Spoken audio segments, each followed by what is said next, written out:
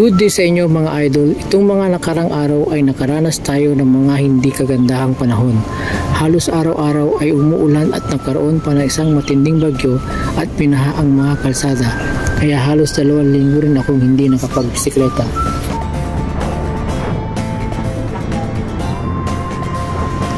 At dahil sa wala akong padyak ay sigurado na maninibago ako pag nagbisikleta.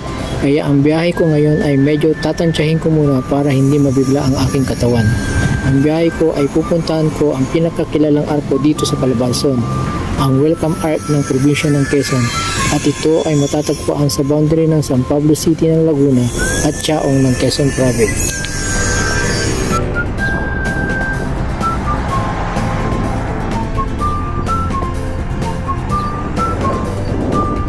At dahil sa wala akong kasama, solo ride ang dating sa biyaheng ito, ay hinintay kong nagliwanag muna ang bagong araw. Nag-ride out ako bago mag alas 6 ng umaga at tumaan papunta sa bayan ng Los Baños hanggang makarating sa bayan ng Bae at diretso na sa bayan ng Calauan dito sa probinsya ng Laguna. Sa Calauan, masisilayan mo ang natural na ganda ng kalikasan, mga bundok at malawak na bukirin na natataniman ng palay at iba pang pananim. At dahil maaga pa nung ako ay dumaan ay halos wala pang mga sasakyan na dumadaan, kaya kitang-kita mo ang kagandahan ng buong paligid. Bagong araw, bagong umaga, sumisikat na ang araw maaga sa daan, presko at sariwang hangin ang malalakak mo sa buong kapaligiran.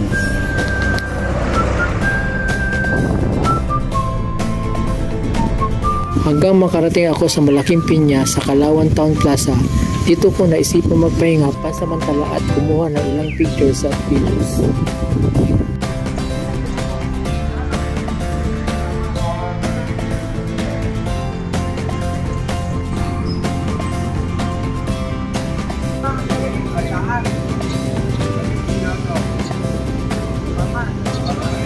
Nandito na ako sa Calauan.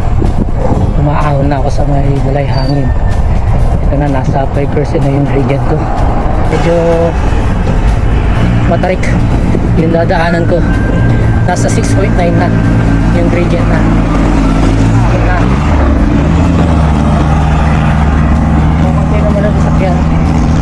Kaya medyo hindi kabado sa mga nakakasabay sa daan. Maaga pa. 6:48 pa lang. Papunta na ako ng San Pablo at pababa ko dito sa balay hangin ay makakarating na ako sa mismong city proper. At mga ilang kilometro na lang ay mararating ko na ang Welcome Ark ng Quezon Province. Umaaraw pero umuulan. Mula sa city proper ng San Pablo ay kailangan ko pang pumadyak ng humigit kumulang 9 na kilometro para marating ko ang Laguna Quezon Boundary Ark o ang mas kilalang Quezon Province Welcome Ark. Babaybayin ang Maharlika Highway, ang daan papunta ng Bicol Region, pero bago makarating sa Bicol ay kailangan mong dumaan sa probinsya ng Quezon. Puro patag lang naman ang daan kaya hindi mo na kailangan ang todo effort para marating sa Welcome Ark ng Quezon. Isang kapansin-pansin na landmark na ang arkitektura ay nagbibigay ng mainit na yakap sa lahat ng pumapasok sa lalawigan. Ang kahangahangang strukturang ito ay sumasagisag sa mabuting pakikitungo, kayamanan ng kultura at mga natural wonders na naghihintay sa mga bisita sa kaakit-akit na lalawigan ng Quezon. Bago mag alas 8 ng umaga ay narating ko ang kilalang arko ng Quezon. Naabutan ko na ang mga bikers na galing Parañaque at sila ay magbabanahaw loop o iikot sa gilid ng bundok Manahaw. Wala naman ako masyadong gagawin sa lugar maliban sa nagpicture, kumuha ng videos, kaunting pahinga, kumain saglit para makabawi sa effort na pinadyak ay umalis na ako. Mainit na rin ang nararamdaman sa katawan. Mahirap maabutan ng sobrang init sa daan kaya bumalik na ako sa San Pablo City. Dahil sa San Pablo na rin ang daan ko ay minabuti ko na rin dumaan sa isa sa 7 lawan ng San Pablo, ang ipinagmamalaking Sampaloc Lake.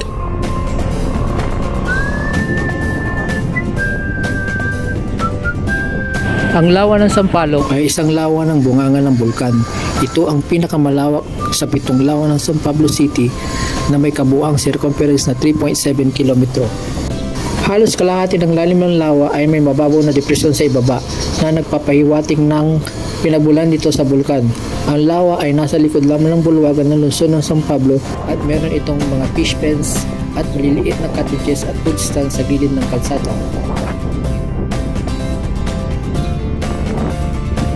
At ayon naman sa isang alamat o kwento, isang dambuhalang sampalok ang minsan lumaki sa hardin ng isang makasarili at kuripot ng matandang babae.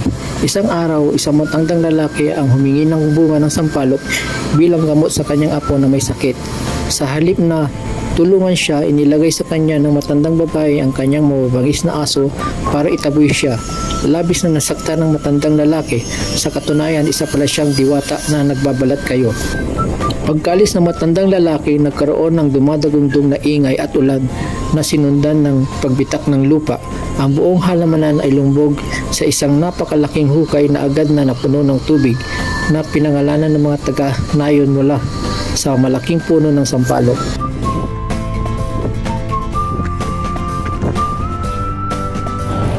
Thumbs up para sa mahusay na pagpapabuti ng Sampaloc Lake.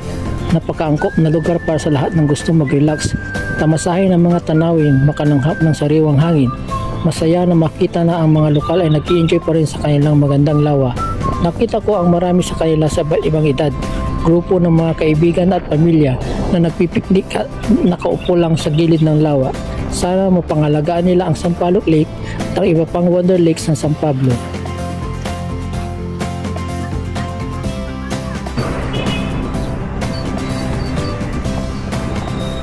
Pag-alis ko sa Sampaloc Lake ay minarapat kong dumaan na lang sa bayan ng Alaminos at dumalaw muna sa kanilang makasaysayang simbahan, ang Our Lady of Pillars Parish Church.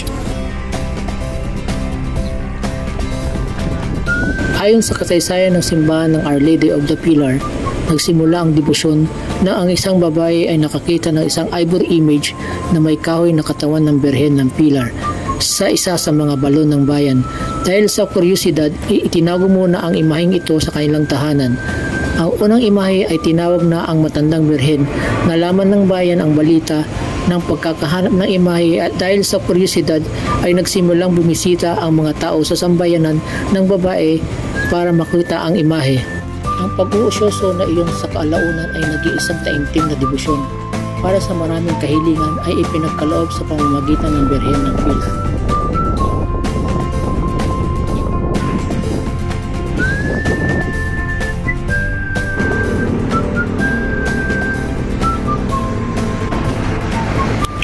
Pag-alis ko sa simbahan ng Alaminos, Laguna ay pumasok ako sa probinsya ng Batangas at tumaan ako sa bayan ng Santo Tomas.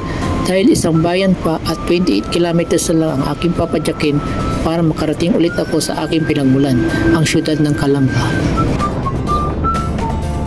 At dito magtatapos ang aking 103 kilometers na bike ride. Maraming salamat sa panonood. Ride safe and God bless.